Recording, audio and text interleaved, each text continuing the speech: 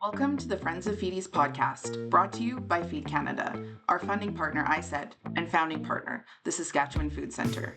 This show is all about celebrating the incredible journeys of female entrepreneurs in the agri-food and food manufacturing sector. We're here to dish out the secrets of success and serve up a side of inspiration along the way. We are the Feed program where dreams are made, businesses are born, and the agri-food world is your oyster. Let's dine together. So, hi, Jen. Thank you so much for joining us on the Friends of Feedy's podcast. How are you doing today? Hey, Lindsay. Thanks for having me. I'm awesome. It's a sunny day in Saskatoon and the trees are budding out. I can see them. Little leaves are starting, so it's my favorite time of year. Amazing. I'm glad to hear it. And I'm also in Saskatoon, and it's very nice outside, which definitely helps with the mood for sure. Puts you in a good mood. So just to kind of get started, I'd love if you could just introduce yourself to our listeners and kind of talk a little bit about your background.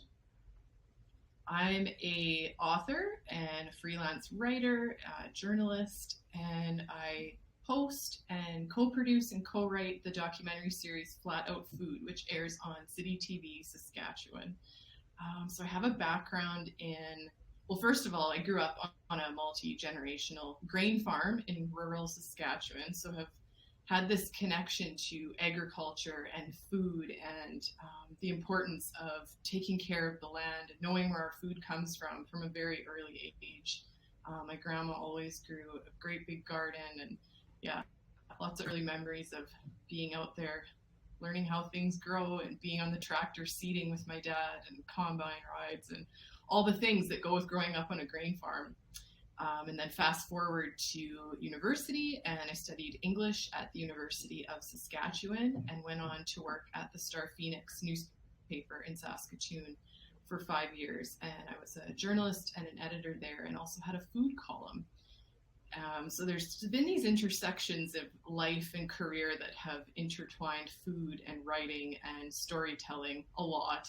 I also worked in the hospitality industry for many years off and on as a server and bartender, and was just always really interested in how chefs were preparing food and where they were sourcing it from, and the connections with local farmers like around our area and in Saskatchewan. And so that has kind of dictated the work I've done going forward.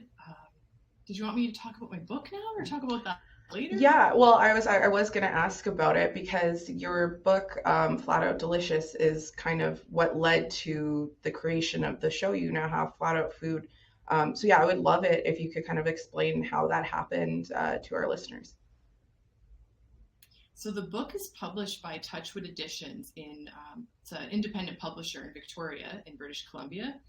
And they had a series of food artisan books in Canada, and they had contacted me to write one for Saskatchewan. And at first I thought, I don't really know how I'll do that. I didn't think there would be enough food artisans here to make a book out of it. And I had been researching them and getting to know them for several years prior to that in my work at the Star Phoenix. But I didn't know a lot outside of the general vicinity around Regina and Saskatoon. I hadn't gone too much further afield. And a food artisan we just define it very broadly as a chef, a farmer, someone making a value-added product, anyone kind of in those realms. So at first I said I wasn't sure and kind of didn't turn it down, but wasn't super pumped about it. Then I got looking and researching and talking to the chefs I knew and some of the farmers I knew. And this world started opening up of what is happening in Saskatchewan that blew my mind. And I started so obviously I said yes to doing the book, and I knew it was really important for me to visit these food artisans, as many as possible, in person, taste the chef's food, be on the land with the farmers, see how they were raising their animals or their plants. And so I started planning this big research trip, and it ended up being probably 6 months off and on, all over the province. And pretty quickly, I had a list of over 200 people that I wanted to visit, which is way too much for one book. So it was pretty mind-blowing how much exists in Saskatchewan and how many different entrepreneurial ventures there are in the province. And I think a lot of it, at that time anyways, this was 2018, a lot of it was going unnoticed. We didn't have the same. It was beginning for sure, and it was already in place in a lot of areas of the province, but it wasn't quite the robust local food system that we have and are growing now. And people have just done such a great job of marketing themselves and using social media and other media forums to get the stories out about their farms and what they're producing, and then like really cool and innovative value-added products that they're doing as well. So the book, researching the book, opened my eyes in ways that I didn't even know was possible, and it inspired me a lot about the ingenuity, entrepreneurialism, and the passion that these folks have in Saskatchewan. And it also inspired a deeper connection to the land and to our food and where it comes from, because it's all really important. And so the book tells those stories. The farmers included are more small scale folks. There isn't really stories about commodity agriculture, just because the book is about places that people can go and visit and buy products directly from. And so it spans the whole province. There's, I think, 168 profiles.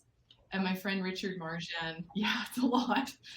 My friend Richard Marjan, he's a former photojournalist at the Star Phoenix. He came on the trip with me, and he did the driving and navigating and did all the photos for the book. So it's a co-creation between the two of us.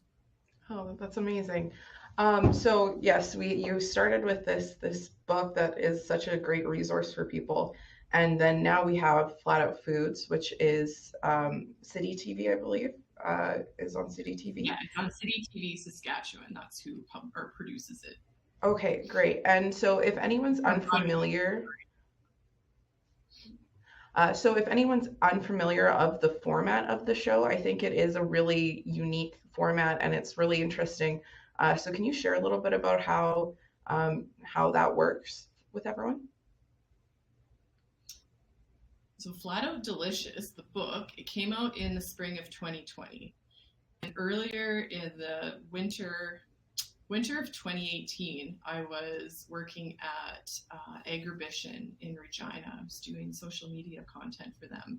And I met Adrian Halter of Halter Media, who is now the producer and director of Flat Out Food. And later that winter, we started talking about this idea that like he had an idea he wanted to do a food documentary in Saskatchewan. And I had all these awesome stories to share from different farmers and food artisans around the province. So we ended up collaborating and pitching this idea for Flat Out Food to City TV. They loved it. We shot a demo in 2019. And a few months after Flat Out Delicious came out, we filmed the first season of Flat Out Food. So it was this whirlwind of like a field to plate journey in Saskatchewan, really. And Flat Out Food is a beautiful way of sharing these stories that Flat Out Delicious couldn't get into the depth. And there's only so much you can do in a one-page profile about a farmer. But Flat Out Food, we can really go in depth and explore those stories. So each episode focuses on one ingredient that is grown or raised or foraged in Saskatchewan, and we trace it from the farmer's field to the chef's plate. And so the first segment always starts with a farmer, a grower. We've done an episode on walleye, and we went fishing with the Indigenous community at Isle La Crosse. We did an episode on foraging in season 4, and we worked with some Indigenous elders in the Laurent area. So there's not always a farmer in the first one, but it's the origins of that ingredient is always the first segment. And then normally we would go on, and the second segment would be more that food artisan, that food entrepreneur, someone doing something innovative or making a value-added product with that ingredient that ideally is sold in Saskatchewan and is available for our viewers to purchase or support. And then the last segment, we go to a chef at his or her restaurant, and we always feature independent restaurants. There's no franchises on the show. And we learn about their story and how they interpret that ingredient. And then the final scene of each episode is as many folks that are featured in the episode come together at the chef's table, and we share always an incredible meal that the chef has created using that ingredient and other locally sourced Saskatchewan ingredients. Mm-hmm. Yeah, that I think is my favorite part of the show, is seeing at the end everyone kind of come together and everyone involved kind of in the process, all having a meal together. I think that's just so great. Um, and just quickly, a side story. I actually was working at Three Farmers when you guys were there filming their chickpea episode with them.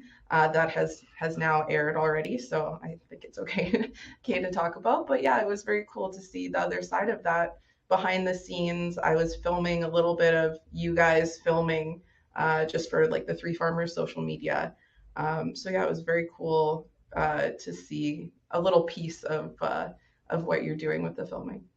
That was a cool intersection, Lindsay. I didn't know you, but to be part of that process, like what goes on behind the scenes, and we're so happy to have Three Farmers in that episode because I really think they're one of, if not the most successful Canadian Saskatchewan value-added food story. Like entrepreneurs, innovators, and like what they've created for the snack food market is quite innovative. Their process, and most snack foods are full of like polyunsaturated fats and not super healthy and fried.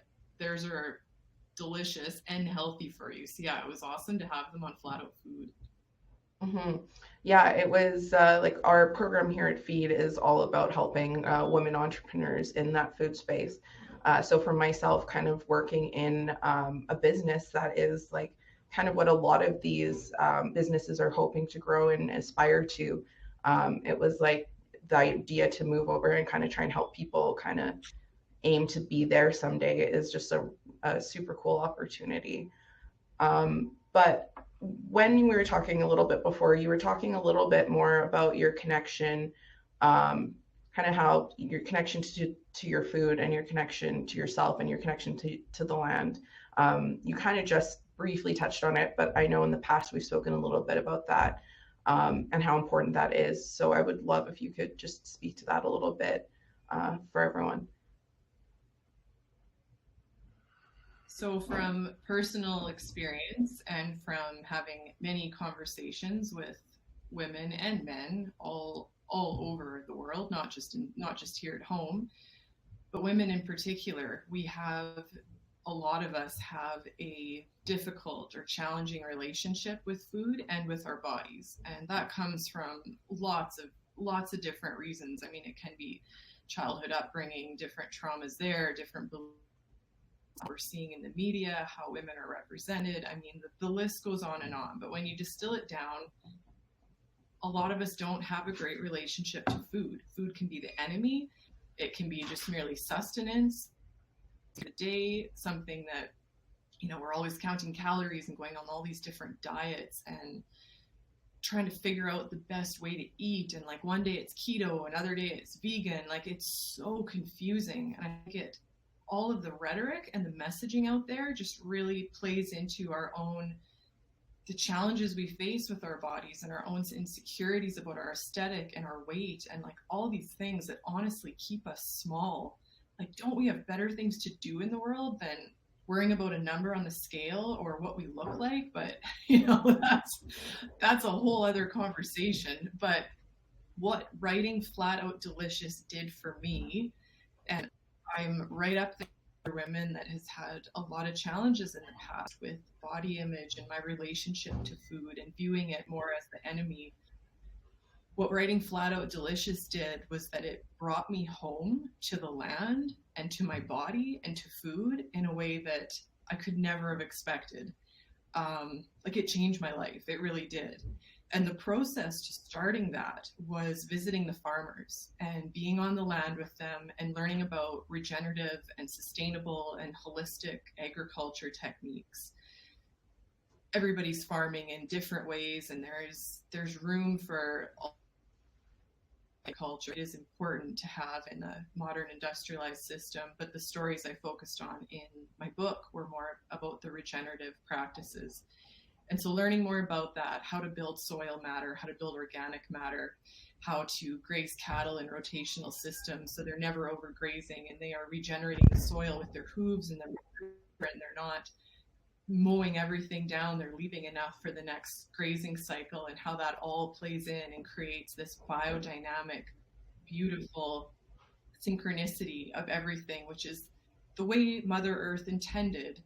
Learning about that was something, it was talking about agriculture in a way that I hadn't necessarily heard a lot about before. And so as I start digging in deeper into the origins of our food, how the land and the soil and the animals are being treated, and really wanting to feed my body with food, it then deepened the connection I have to my body and to my food. I started viewing food as something sacred, and it's a spiritual experience. And that doesn't mean that I don't ever eat fast food. I mean, it's very rare.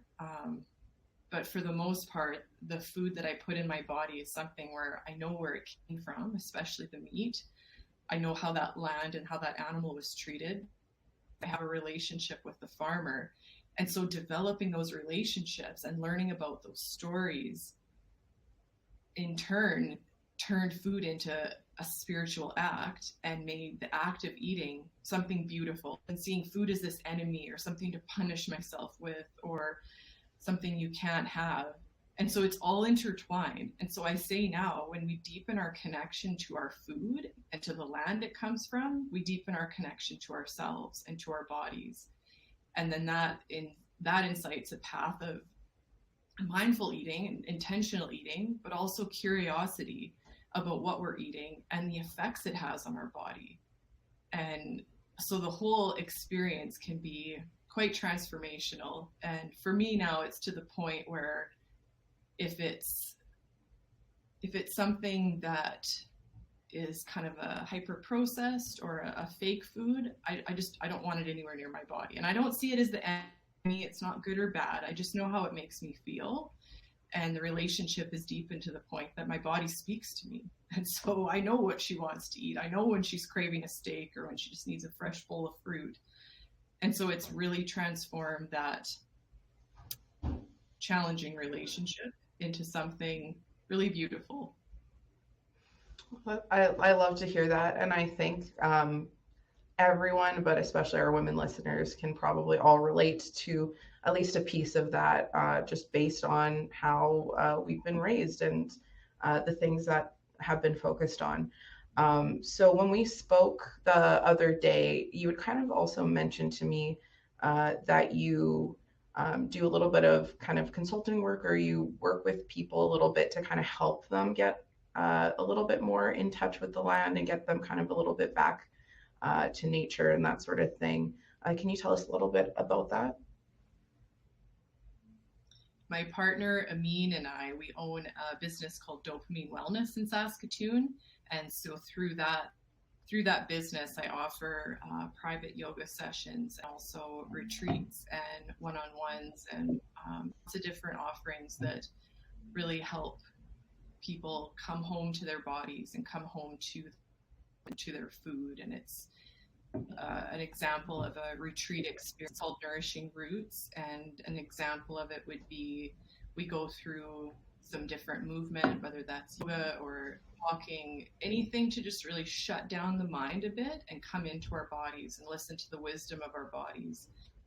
And we go through some writing and journaling practices, some very just conscious sharing, and first intentional eating with beautiful food prepared by a local chef, and just like a conscious intentional experience about where the food came from, getting curious about it and really tasting it, taking our time to integrate how that feels in the body, and then having an afternoon of meditation, walks, perhaps a sound bath, just all to integrate and soothe the nervous system. And my partner offers lots of different movement training and holistic personal training modalities that also really help folks focus on the benefits of movement and connecting with your body, rather than just like, hey, you gotta look a certain way. So it's definitely a more holistic approach to wellness that we take. Yeah, absolutely. So I was just curious, do you have any advice for people? Say I go to the grocery store, I just buy whatever meat looks good there. Like, I don't really know anything about kind of taking a step towards maybe getting more in touch with like local options and that sort of thing. Do you have any advice for people listening? Yes, of course. And the first piece of advice would be to have fun with it. I mean, I think we get into these mindsets of the should mentality. I hate that word. And it feels overwhelming when someone says, oh, you should be eating local or you shouldn't be eating meat from the grocery store. And it's, well, where am I supposed to eat? And, I'm in a rush. I've got kids to feed. I've got to feed myself and I work 9 to 5 and it can be really overwhelming. So have fun with it and start small. The best way to start is to go to the China and Saskatoon both have awesome farmers markets, and there's farmers markets in lots of different communities around Saskatchewan. They're usually a little more hopping in the spring and summer, but we're coming up to that season. And just go and have fun. Take the kids with you. See what like some fresh meat, or there might be like a grass lamb producer, and hopefully you can try a or two, but just talk to them and get to know them. And if you just start with one product, like you don't have to revamp your entire cupboard, change out everything in your freezer. But if you start with one thing and start small, learn about where it came from, who grew it, how they grew it, and you start making this connection. And it's a journey of discovery, and there's curiosity, and it should be fun. If we're going to say the word should, like have fun with it. And another great way to just get started is even to Google like local food hubs in Saskatchewan or wherever you are, because there's lots of in Saskatchewan. We have the Wandering Market in Moose Jaw, the local market in Regina, the little market box in Saskatoon, list off a lot more. And they're central gathering places where producers and farmers from all over the province have brought their products to sell. So it's kind of like a farmer's market idea, but it's open every day. And then you can go and talk to the owner who will know about the farmers. You can't talk to the farmers themselves there, but then you can see what products are available and, go to their website, learn more about them.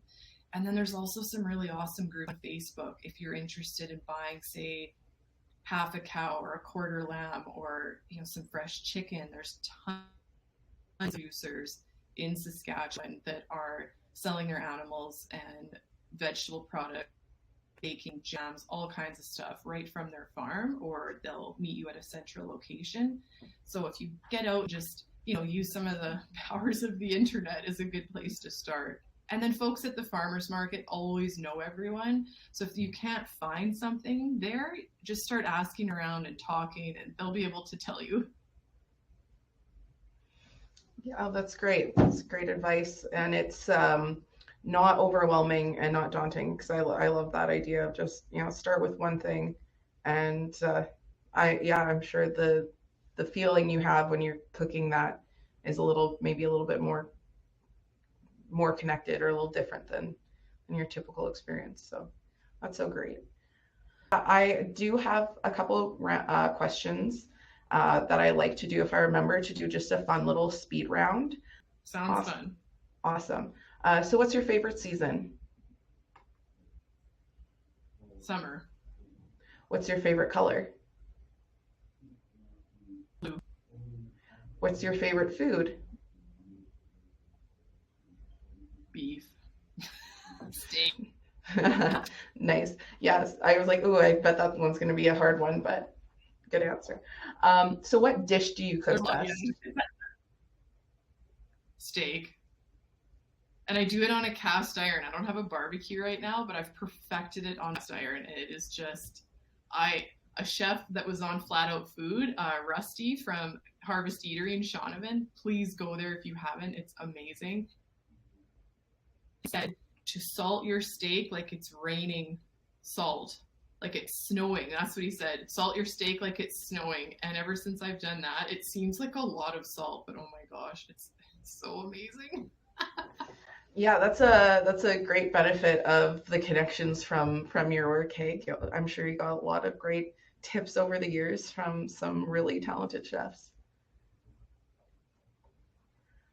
So what's the last song you listened to?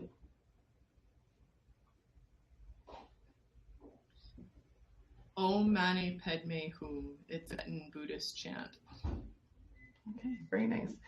What is the last TV show you binge watched? don't watch a lot of TV. I don't have TV. I do have Netflix. I watch that sometimes. Oh, it was From Scratch. Okay. It's a story about an Italian and an American, and he's a chef, and it was so beautifully done. Okay, so it sounds like that's a recommendation then, if people get the chance. Definitely. And and last question for you. What's your favorite hobby? Yoga and horseback riding.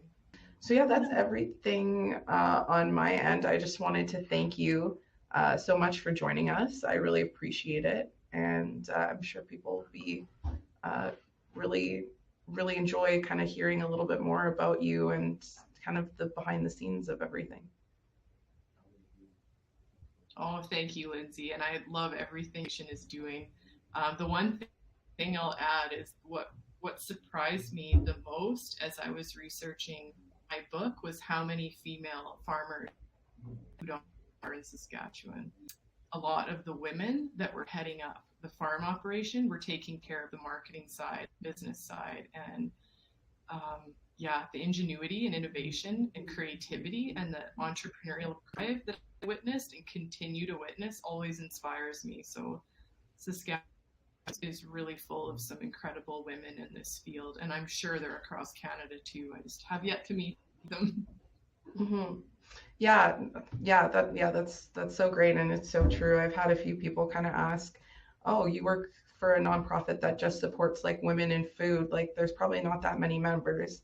And people don't really realize how integral women are to this whole food supply chain. So, that's such a good point.